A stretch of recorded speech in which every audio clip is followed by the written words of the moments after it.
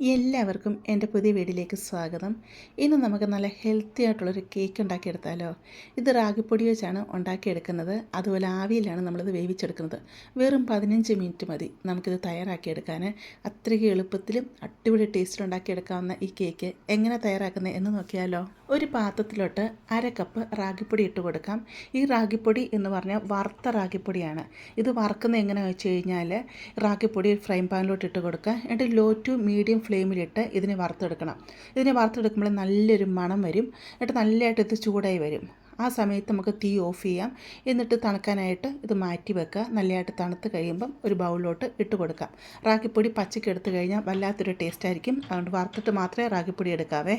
ഇതിലോട്ട് 1/2 കപ്പ് ശർക്കരപ്പൊടി ഇട്ട് കൊടുക്കാം. അതുപോലെ 3 ടേബിൾ സ്പൂൺ കൊക്കോ പൗഡർ ഇട്ട് കൊടുക്കാം.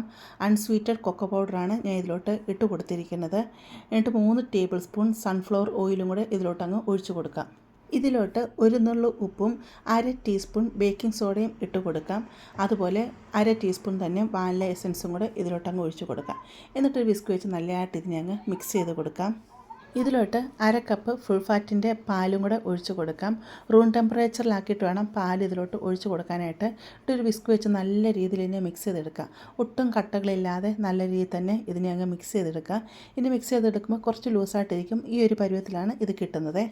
ഇവിടെ ഞാൻ സ്റ്റീലിൻ്റെ ചെറിയ 2 ബൗൾ എടുത്തിട്ടുണ്ട്. അപ്പോൾ നിങ്ങൾക്ക് അടുപ്പത്ത് വെക്കാൻ പറ്റുന്ന ഏത് പാത്രം വേണമെങ്കിലും എടുക്കാവുന്നതാണ്. അതിലോട്ട് കുറച്ച് എണ്ണ ഒഴിച്ച് കൊടുക്കുക. എന്നിട്ട് അതിൻ്റെ എല്ലാ ഭാഗത്തോട്ടും എണ്ണ ബ്രഷ് ചെയ്ത് കൊടുക്കുക. എന്നിട്ട് നമ്മൾ കലക്കി വെച്ചിരിക്കുന്ന മിക്സ് ഉണ്ടല്ലോ, അത് ഇതിലോട്ട് പകുതി വരെ നിറച്ച് കൊടുക്കുക. ഫുള്ളായിട്ട് ഒഴിച്ച് കൊടുക്കല്ലേ. നമ്മളെടുത്ത പാത്രത്തിൻ്റെ പകുതി വരെ ഇത് നിറച്ച് കൊടുക്കാവൂ. കാരണം ഇത് പൊങ്ങി വരുന്നല്ലേട്ട് കേട്ടോ. ഞാനിവിടെ ഡാർക്ക് ചോക്ലേറ്റ് ചെറിയ ക്യൂബായിട്ട് ഇതുപോലെ മുറിച്ചെടുത്തിട്ടുണ്ട്. അത് 2 പീസ് ഇതിലോട്ട് ഇങ്ങനെ വെച്ച് കൊടുക്കുന്നുണ്ട് കേട്ടോ. അപ്പോൾ ഡാർക്ക് ചോക്ലേറ്റൊക്കെ വെച്ച് കൊടുക്കുമ്പം അതിൻ്റെ അകത്ത് നല്ല ഫില്ലിംഗ് ആയിട്ടിരിക്കുമ്പോൾ നല്ല ടേസ്റ്റാണ്. ഇവിടെ ഞാൻ ഇഡ്ഡലി പാത്രത്തിൽ കുറച്ച് വെള്ളം വെച്ചിട്ടുണ്ട്. അതിൻ്റെ മുകളിൽ ഒരു കിഴ്ത്താപ്പാത്രം വെച്ചിട്ടുണ്ട്. അത് നല്ലതായിട്ട് ചൂടായി വരുമ്പോഴത്തേക്ക് നമ്മൾ എടുത്ത് വെച്ചിരിക്കുന്ന ഈ മിക്സ് നിറച്ച ബൗളുണ്ടല്ലോ, ഇതിലോട്ട് ഇറക്കി വെക്കാം. ഇറക്കി വെച്ചിട്ട് നമുക്ക് അടച്ച് വെച്ച് ഒരു 10 തൊട്ട് ഒരു 15 മിനിറ്റ് വരെ ഇത് നമുക്ക് ആവി കയറ്റിയെടുക്കാം. ചെറിയ പാത്രത്തിലായതുകൊണ്ട് തന്നെ 10 മിനിറ്റ് കൊണ്ട് നല്ലതായിട്ട് ഇത് പൊങ്ങി വെന്ത് വരും കേട്ടോ. 10 മിനിറ്റ് ആയിട്ടുണ്ട്. തുറന്ന് നോക്കാം. കണ്ടില്ലേ, നല്ല രീതിയിൽ ഇത് വെന്ത് വന്നിട്ടുണ്ട്. ഇത് നമുക്കിനി പുറത്തെടുത്ത് ഇതിൻ്റെ ചൂട് പോകാനായിട്ട് വെക്കാം.